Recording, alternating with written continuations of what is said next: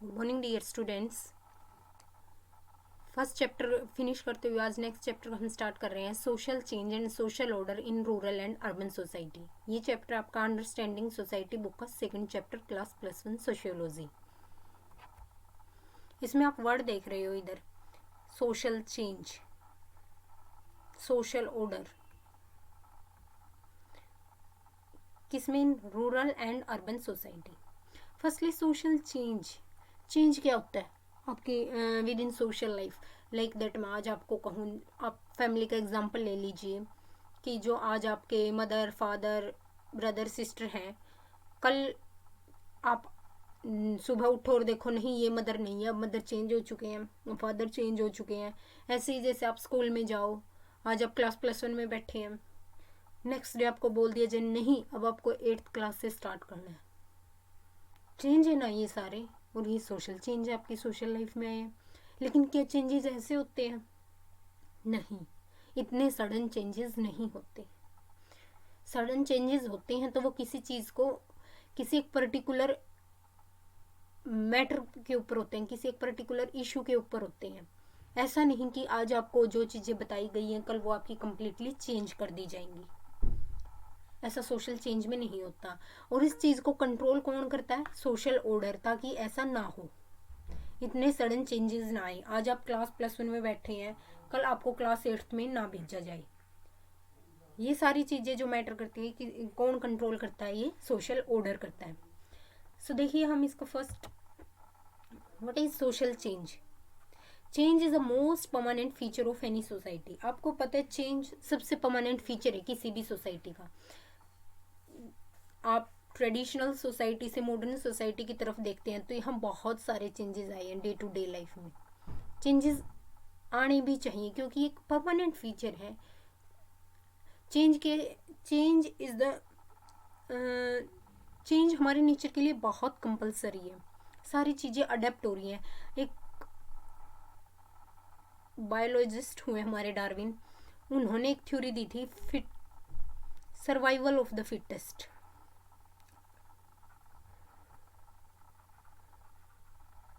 Survival of the fittest, सिर्फ वही survive करेगा जो अपने आप को एनवायरनमेंट के अकॉर्डिंग अडेप्ट करेगा। अदरवाइज जो अपने आप को एनवायरनमेंट के अकॉर्डिंग अडेप्ट नहीं करेगा, they will die, one day they will die. और उसी को लेते हुए, डार्विन की थ्योरी को लेते हुए सोशियोलॉजी में आए Herbert Spencer.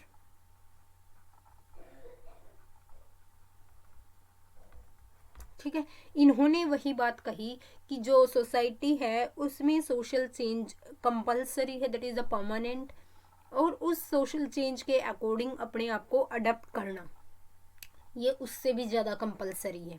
Social change can be defined as a transformation in method of thinking and working of people.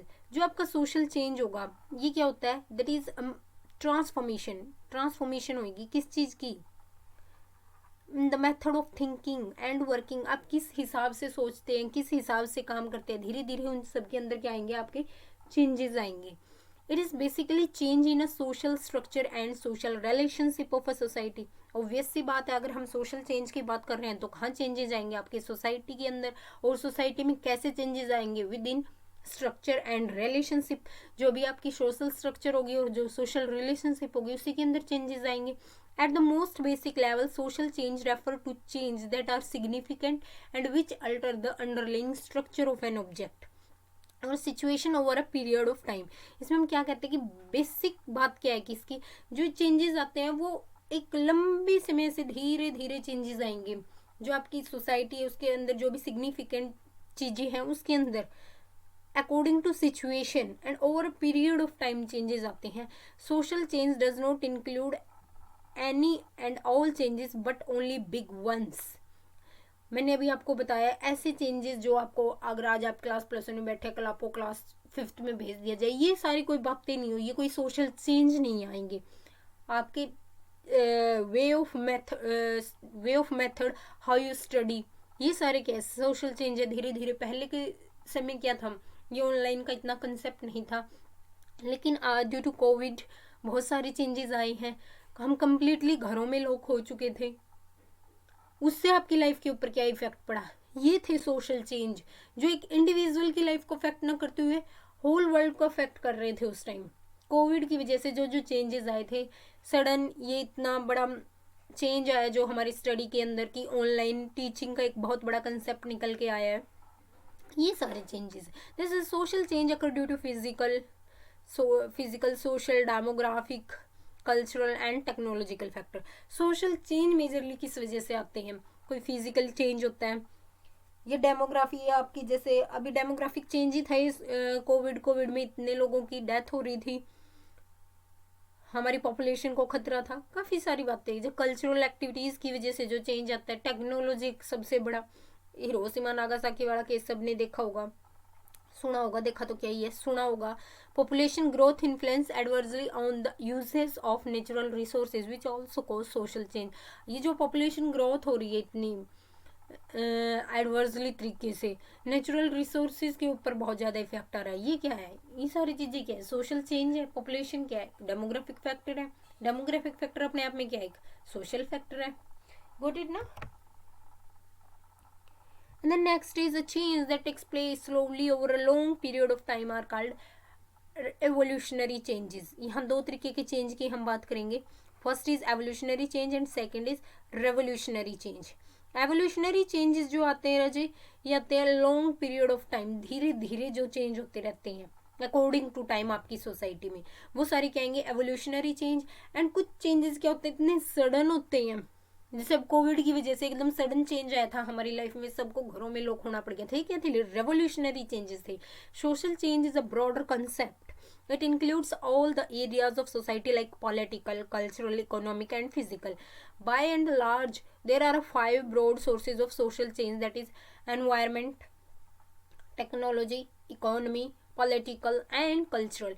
ये 5 ब्रॉड कैटेगरीज है जिसके अंदर आप सोशल चेंज को डिवाइड कर सकते हैं। एनवायरनमेंट की वजह से जो आपकी लाइफ के ऊपर इफेक्ट पड़ा, टेक्नोलॉजी की वजह से जो सोशल लाइफ के ऊपर इफेक्ट पड़ा, इकोनॉमी अपने आप में एक बहुत बड़ा सोशल चेंज लेके आती है। अब लॉकडाउन में सबसे ज़्यादा इफेक्ट इकोनॉमिक फैक्टर का आया था, लोगों की आय के सोर्सेज जो है बंद हो चुके थे। पॉलिटिकल इसमें एक सबसे बड़ा मुद्दा निकल के आता है सोशल चेंज में। डोमिनेंट जो पार्टीज हैं वो अपनी अलग से जो भी घोषणाएं वगैरह करती हैं, दैट इज चेंजेस, वो चेंज लेके आने की बात करती हैं। एंड कल्चरल चेंज, कल्चरल तो संस्कृति तो अपने आप में ही चेंज है, जो हमारी चीज़ें पहले से चलती हुई आ रही है उनको धीरे धीरे जो भी उनमें इम्प्रूवमेंट्स या हम बोले चेंजेस आ रहे हैं, वो क्या है, कल्चरल चेंजेस हैं। Social change can be seen term of structural change, आप इनको स्ट्रक्चरल चेंज के फॉर्म में भी देख सकते हैं। Structural change refer to the transformation in the structure of society to its institution, जो भी आपकी सोसाइटी के इंस्टीट्यूशन है, ठीक है, उनके अंदर जो जो चेंज आता है, उनके रूल्स के अंदर जो चेंज आते हैं, उनको आप क्या बोलोगे, स्ट्रक्चरल चेंज। जैसे पहले क्या था, paper money as a currency marked as a major change in organise. पहले आप क्या जो ट्रेडिशनल सोसाइटी थी उसमें क्या था, एक्सचेंज सिस्टम था। एक्सचेंज सिस्टम यानी आप कुछ सामान देते थे, किसी को सामान दे देते थे, उसके बदले वो आपको दूसरा सामान दे देता था। जैसे आपको अगर कोई लोहे के औजारों की ज़रूरत है तो आप क्या करते थे, अनाज दे देते थे और लोहे के औजार ले लेते थे। लेकिन आज के टाइम में ऐसा नहीं है। आज क्या, पेपर करेंसी का बहुत ज़्यादा क्रेज आ गया, paper money as a currency, आप पैसे दो और सामान लो। पहले क्या था, लोग अपनी ज़रूरतों को पूरा करने के लिए सामान का एक्सचेंज करते थे, लेकिन आज क्या है, सबका फोकस किस चीज़ के ऊपर है, करेंसी के ऊपर है, कैसे पैसा कमाए और उससे अपनी नीड्स को कैसे फुलफिल करें। ठीक है, ये एक बहुत बड़ा चेंज आया, और ये किसके अंदर आया, इंस्टीट्यूशन के अंदर आया है, आपकी डे टू डे लाइफ के अंदर चेंज आया। ये change in values and belief can also facilitate change. आपकी वैल्यूज बिलीफ्स के अंदर जो चेंज आ रहा है, पहले के समय औरतों को घरों में रहने के लिए मजबूर किया जाता था, लेकिन धीरे धीरे उनकी वैल्यूज बिलीफ्स उनके चेंज हुए। अब क्या है, औरतें हर फील्ड में बहुत अच्छा वर्क कर रही हैं। ये क्या है, सारे सोशल चेंज है। And the next, some sociologists have offered a distinction between endogenous change and exogenous change. It can be argued that wars and consequent exogenous origin have a play an active part in bringing about major social change. आपको पता कोई भी वार वगैरह होते हैं, इनसे क्या आते हैं, exogenous origins के ऊपर काफ़ी बड़े बड़े काफ़ी लार्ज अमाउंट के ऊपर क्या आते हैं, चेंजेस आते हैं. And but in society including those in which initial impetus has come from outside social change. इसमें वही सारी बातें कि कैसे आपका एनवायरनमेंट, डिस्ट्रक्टिव चेंजेस आते हैं, कंस्ट्रक्टिव. डिस्ट्रक्टिव चेंजेस क्या होते हैं? बैड चेंजेस होते हैं. और कंस्ट्रक्टिव चेंजेस क्या होते हैं? गुड चेंजेस होते हैं. Got it? ये थे आपके एनवायरमेंटल चेंज, जो नेचुरल डिजास्टर की वजह से जो चेंज आया. अब ये कोरोना का इशू लगा लो, या फिर सुनामी आना, तूफान आना, इसकी वजह से लोगों की लाइफ बहुत ज़्यादा इम्पैक्ट होती है. वो क्या होते हैं? डिस्ट्रक्टिव चेंज होते हैं. लेकिन कुछ कंस्ट्रक्टिव चेंजेस भी आते हैं, जैसे ऑयल मिल्स का मिलना. ये नेचुरल रिसोर्सेज से मिलते हैं हमें, लेकिन ये है तो हमारी डे टू डे लाइफ को ईजी कर रहे हैं ना. ये होते हैं आपकी constructive changes. And the next is industrial revolution has caused massive social change in almost all the society. Industry revolution की वजह से बहुत बड़े स्केल के ऊपर जो है चेंज आया है. Use of gunpowder, paper, mode of transport, railways, aviations have a broad tremendous social change. इन सभी की वजह से आपकी लाइफ बहुत ईजी हो चुकी है. अगर आपको कहीं दूसरी कंट्री में जाना है तो आप एविएशन यानी जहाज़ों के थ्रू आसानी से, बहुत जल्दी, हवाई जहाज़ों के थ्रू बहुत जल्दी, फ्लाइट के थ्रू जा सकते हैं. The social change due to technological factor are very fast and complex. जो चेंज टेक्नोलॉजी की वजह से आते हैं वो बहुत ही फास्ट एंड कॉम्प्लेक्स होते हैं. नेक्स्ट है political change due to warfare between countries और किंगडम्स. जो राजाओं के ट्रेडिशनल सोसाइटी में भी क्या थे? पॉलिटिकल चेंजेस ही थे. सारे राजा लोग क्या करते थे? एक दूसरे के ऊपर सत्ता अपनी जाहिर करना चाहते थे. वो क्या थे? सारे पॉलिटिकल चेंज थे. आज के टाइम में भी क्या पॉलिटिकल चेंजेस चलते आ रहे हैं.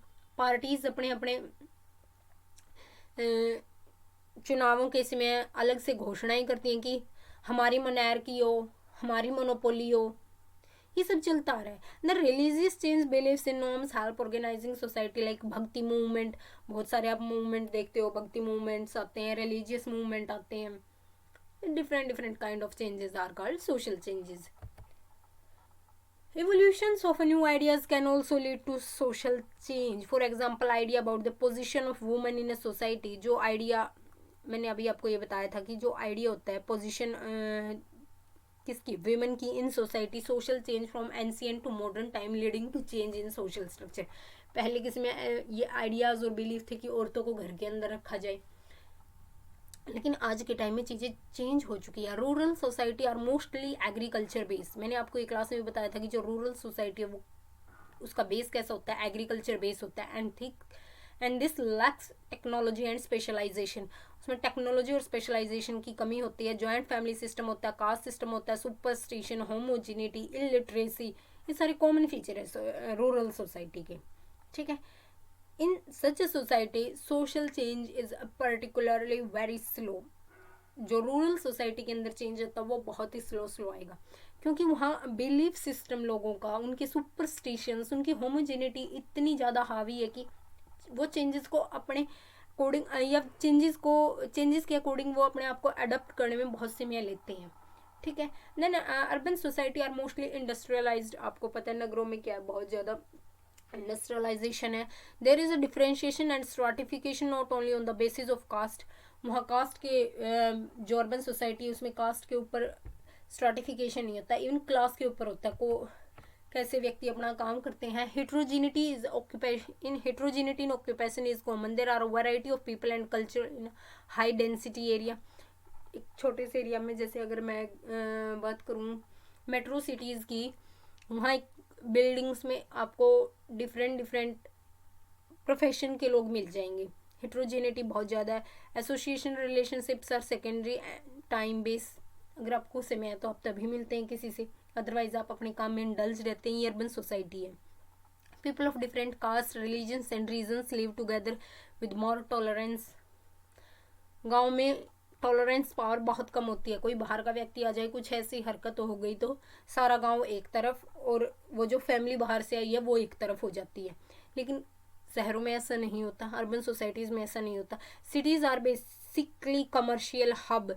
जो आपकी सिटीज़ होती है वो कमर्शियल हब होती हैं. वहाँ पैसे के बारे में ज़्यादा सोचा जाता है. In such urban society social change are drastic and quick. Urban society में सोशल चेंज आसानी से और बहुत जल्दी आता है, एक बड़े लेवल के ऊपर. As a social change is inevitable, similar all society need have to network on social आपको पता सोशल चेंज क्या इनएविटेबल है, ये आएगा ही आएगा, हर सोसाइटी की नीड है ये। The next is social order. Social order मैंने आपको बताया, social order means systematic arrangement of social structure. It helps in active maintenance and reproduction of patterns of social relationship. जो चेंजेस मैं आपको बता रही थी, अगर वो इतनी फास्ट चेंजेस आने लग जाएं, ऐसा नहीं होता। ऐसा किस लिए नहीं होता? क्योंकि आपके पास सोशल ऑर्डर है, एक सिस्टमेटिक अरेंजमेंट है, हर चीज़ की मेंटेनेंस है। It help society to prevent, control and regulate social change.